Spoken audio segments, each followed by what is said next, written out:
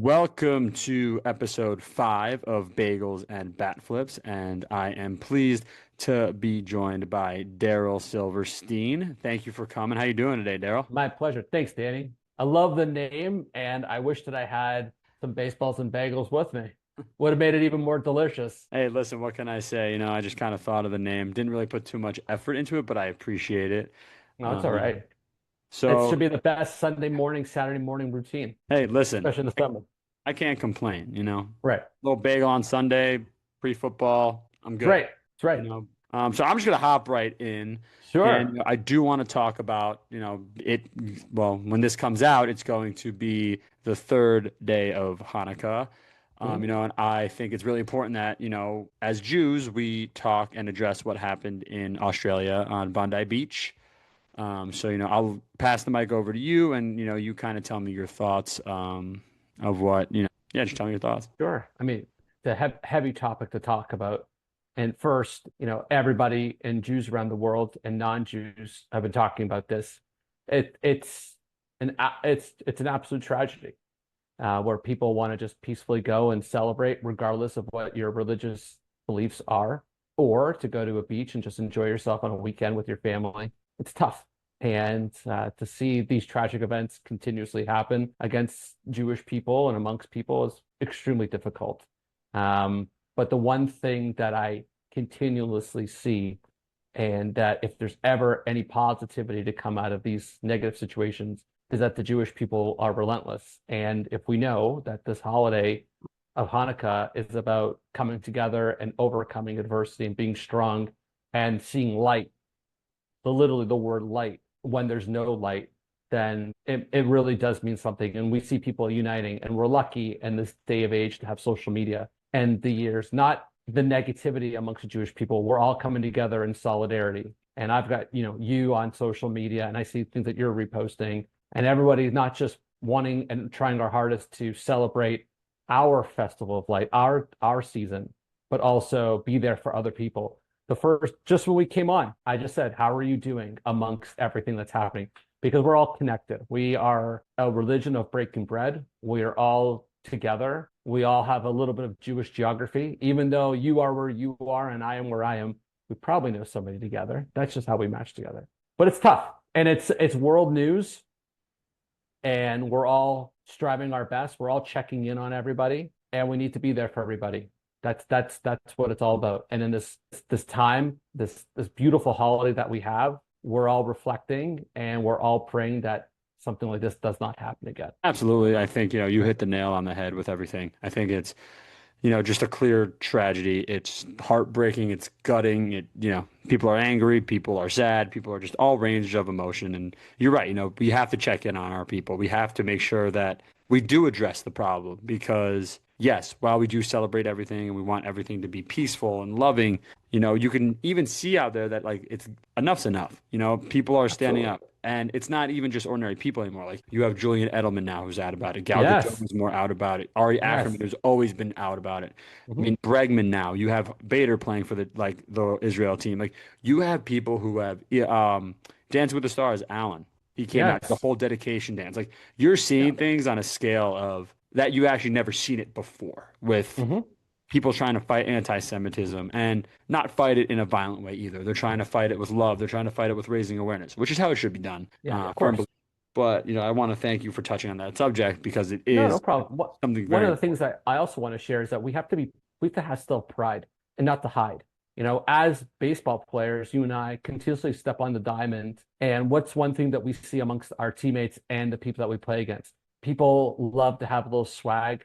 People love to have a little bling. And people shouldn't be afraid to have a Star of David or a Hamsa when they're playing baseball, just like our friends could have a cross to wear and be proud and not to tuck it under their shirt and be proud and have pride. And that's something that we are all striving for all the time, is to not have any negativity. I wear this with pride.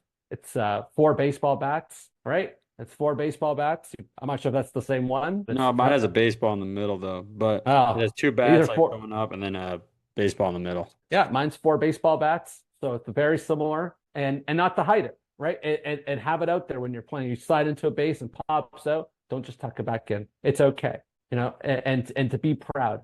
And there's nothing wrong. We are a group and a race of people that overcome adversity continuously, and we will continue to overcome.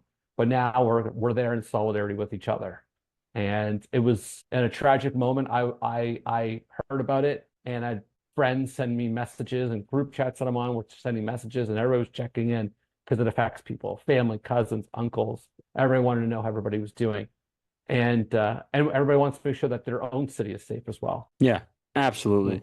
Mm. Just message to because I coach a feeder program, and I'm going to coach high school baseball in I would say more of a predominantly Jewish community, and a majority of my kids on my team and my feeder program who are 12 now are Jewish, and just be loud and proud, kids. Don't be afraid. Yeah, Don't let it yeah, scare you. You know what? You can't hide who you are anymore. You can't hide who no, you are, and you can't be scared because that's their goal. And if you're doing that in a way, you're letting them win. And I know it can be scary. I know it can be nerve-wracking.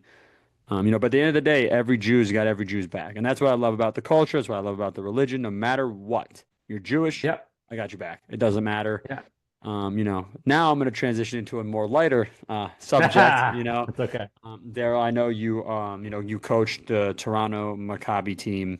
Yeah, Can you give us some insight into, what you're building on your end? Because, social media looks phenomenal. And especially being in Toronto, that's a hard place to be a Jew nowadays. So how are you building it strategically?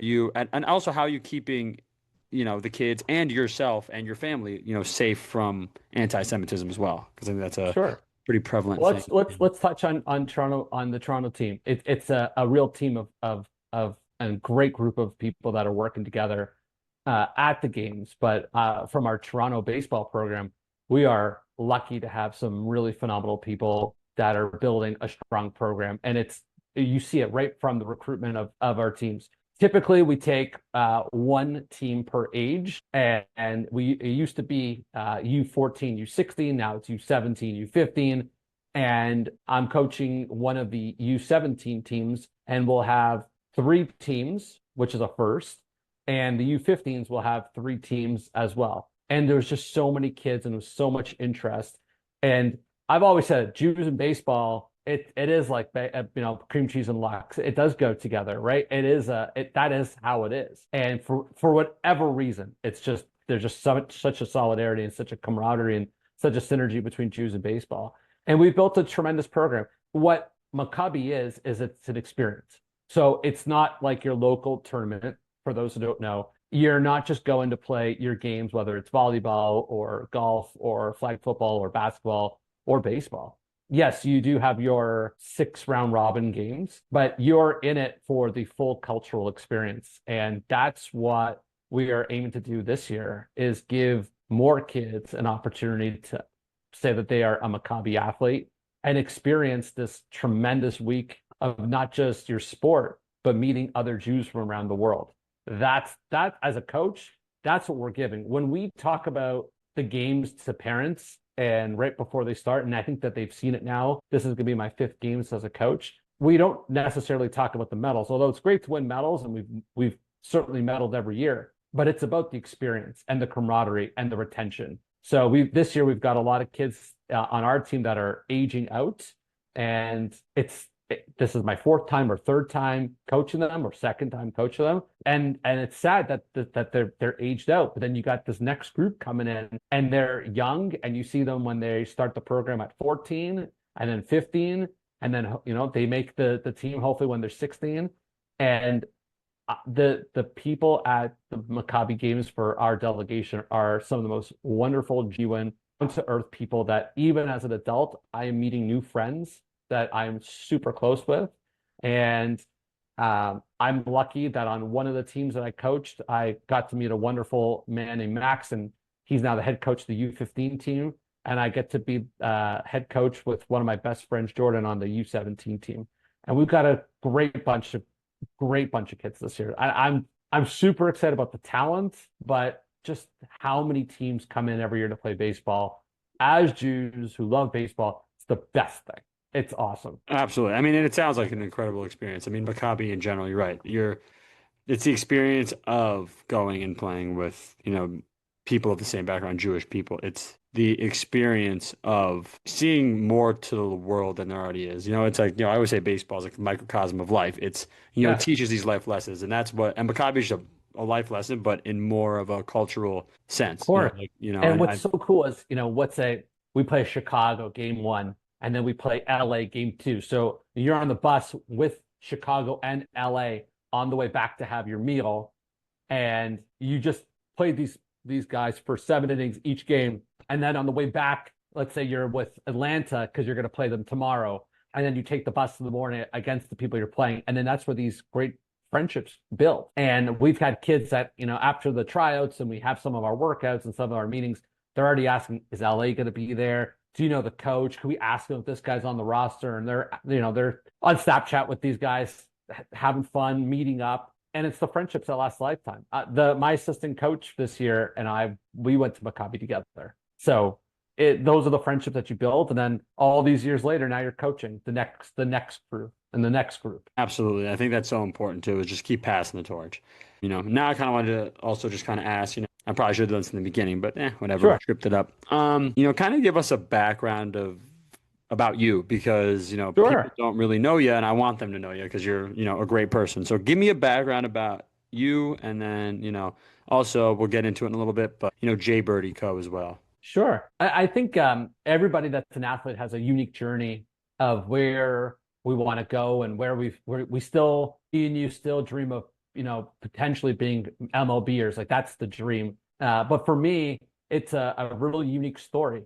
Much like everybody or people that are listening to this, because you're probably Jewish and you love baseball just like you, but at the age of 13, I went blind in my left eye. So my goal at that age was to be the first blind in one eye or first blind baseball player in the MLB. And that just changed perspective for everything. That made the goal that I want to be, that was the goal that I want to be this guy and I was going to work hard for it. And it didn't happen, but throughout that, I challenged myself and set an incredible amount of goals that I wanted to be this catcher, which I mean, having sight in one eye is also really tough. Being a right-handed hitter was certainly tough, but I just got to learn the game differently. I learned to decide that I was going to watch how pitchers moved, how they're, to maybe get an extra step or steal a base. I would tell our guys in the bullpen, our pitchers, sometimes don't even tell me what's coming so I can learn the spin of the balls.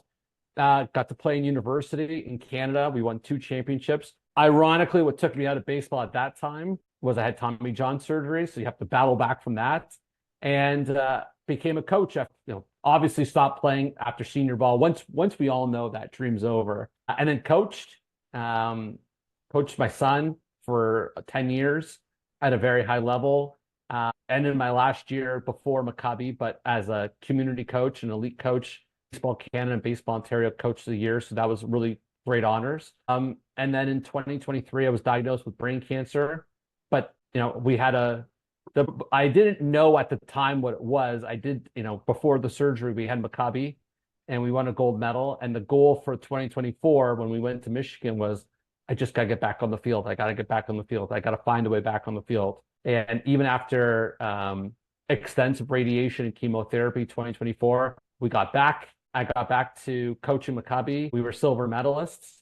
And here we are now, 2025, a great year for me as a coach. I got to do 2 Maccabi games, one in Tucson, Arizona with our 17s, and then in Pittsburgh with our 15s.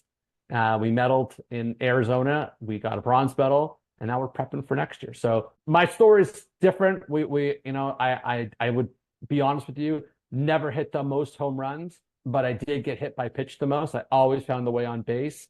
I was just crafty like that. So no, I never got afraid to crowd the plate, never got afraid to get hit by pitch, never got afraid of any of that stuff. So that's my journey. That's my story. Incredible. And it's so Thank you. inspirational because of all the things that you had to overcome, all the adversity you faced, and that stuff helps definitely, especially in baseball, which is probably the most difficult sport because you have the most adversity. Whether that's you're in a But slump that's and what you can't life, get a you hit. touched on it early, right? Right. Baseball is a microcosm of life. Like I learned early that I'm going to fail. And it was my dad saying, "Hey, you got to work your ass off. The choices are there. We went for this long car ride. You can either decide that you're going to take the easy road and that's just quit, or challenge yourself, set goals. And I was like, all right, then I'm going to be the first blind baseball player in the MLB. It's like, all right, go work for it, go do it. And I didn't know what that meant, but it was getting in the gym twice a day. In the mid '90s, I'm not that old, but in the mid '90s, to get a bow net and a tee and a net was not as easy as it is now. So I took a hockey net, flipped it upside down in our garage, hit off a tee, and had my dad throw baseballs at me and learned my defense that way. And that's how I challenged myself to where I got to go in baseball. Yeah, absolutely. And I mean, you're just a living inspiration. You know, I don't know if many people know this, but you also own Birdy Baseball Co.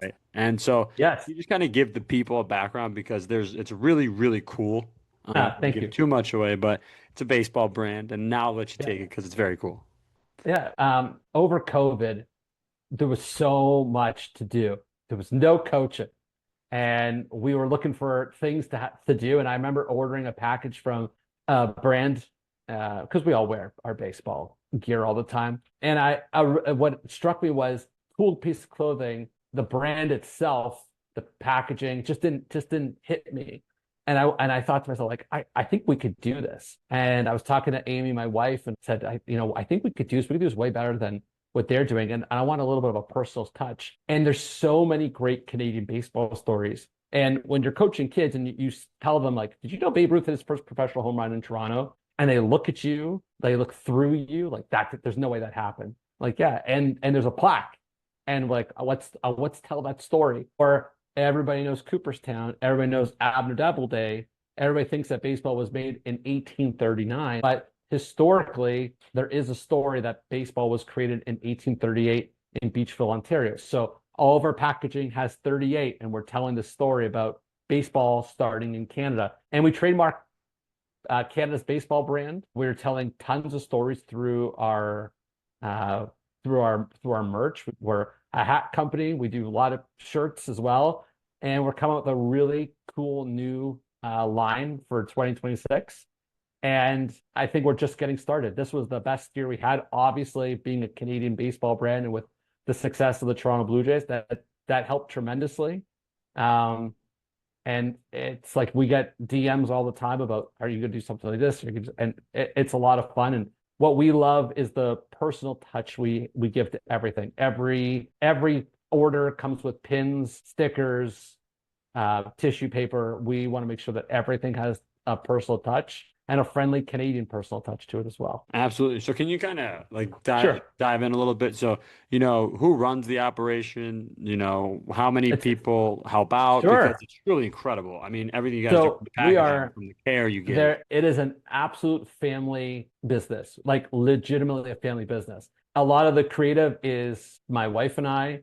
We have a team that's based in Toronto and in Vancouver that actually creates our Mhm. hats, our shirts, our sweatshirts that we have here. All of our packaging is done here. And then our two teenagers are the soul of the operation. So if you get hats, t-shirts, or anything from our online store at jbirdy.ca, guaranteed it's one of our two teenagers that are learning the operations of packing it, putting it into its box if it's a hat, or one of our jersey bags if it's a t-shirt or a sweatshirt or a crew neck or a hoodie. It's got the business is run by my wife and I, but the day to day that is actually run by our boys, and a lot of the social media is run by our youngest son, and it's just a lot of fun.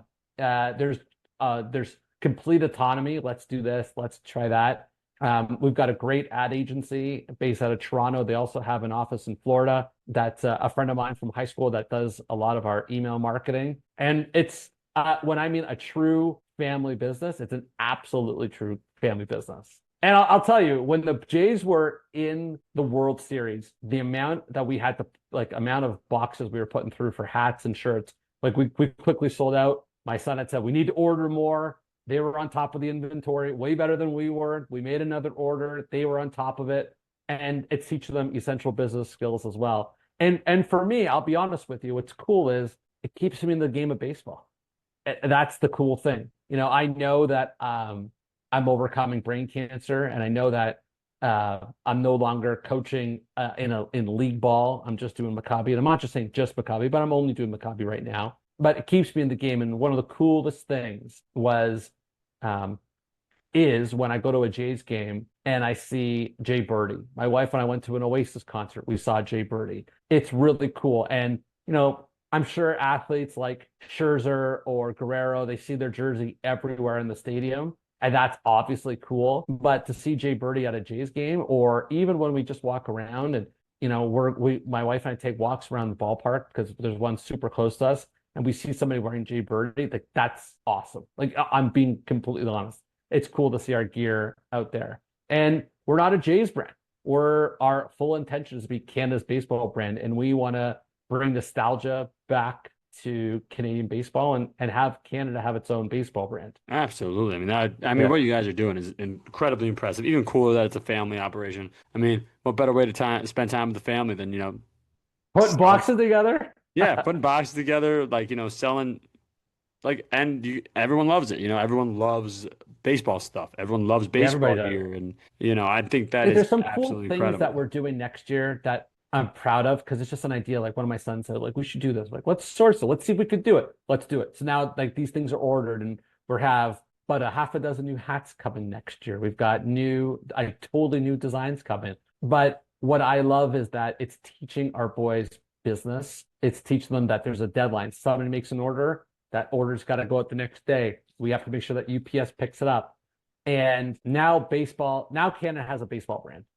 That's our goal. That was always the goal, is that we're not just out there to mimic anybody else. We're there to be ourselves, to be a leader. And I don't know, maybe there's an opportunity for us in the US soon, but our hope is to dominate the Canadian baseball scene in 2026. And we're certainly doing our best to try it. Hey, listen, it's incredible. You built up quite a following. So overall, what is the goal for, Darryl Silverstein in 5 years? What's the goal with, we touched on Jay Bird, the premier, baseball gear in Canada. So, what is it for one, you personally, and also, with Toronto Maccabi, because I know Sure. you guys are just building like crazy. Oh, that's the goal. But I mean, overall, to be the best husband and dad possible, I mean, that's always number one. I mean, in 5 years, gosh, I think both my sons will be probably just through or getting out of university at that point. So that would be amazing to see that and to be there through that. That would be great. And obviously to be the best husband that I can. But to be involved in baseball still, it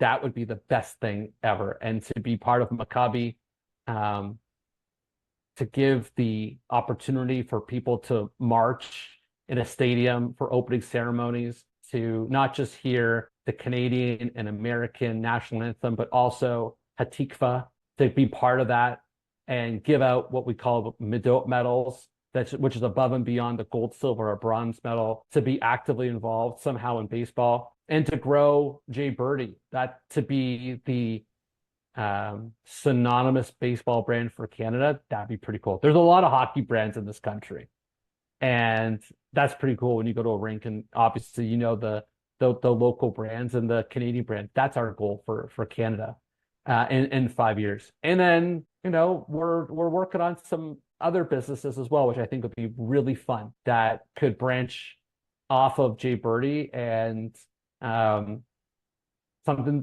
we're some cool things are brewing, put it that way. It's really fun to talk Well, about. And we'd love to come back and tell you in the new hey, year. anytime. Absolutely. Well, I want to thank you for taking the time out of your busy schedule to, come on, talk to me about being Jewish, being especially Jewish playing baseball, and what you're doing with, Jay Jay Birdie and, beating brain cancer. Because above all else, that's just an insane resume I listed off. And, you're just an inspiration to so many. So keep pushing. Thank you. Thank you. And I can't wait to see what Toronto Maccabi becomes and Jay Birdie becomes because, you've been through so much adversity. Nothing's stopping you. So I'm excited. Thank you so much, Danny. It's a pleasure. This is an awesome podcast.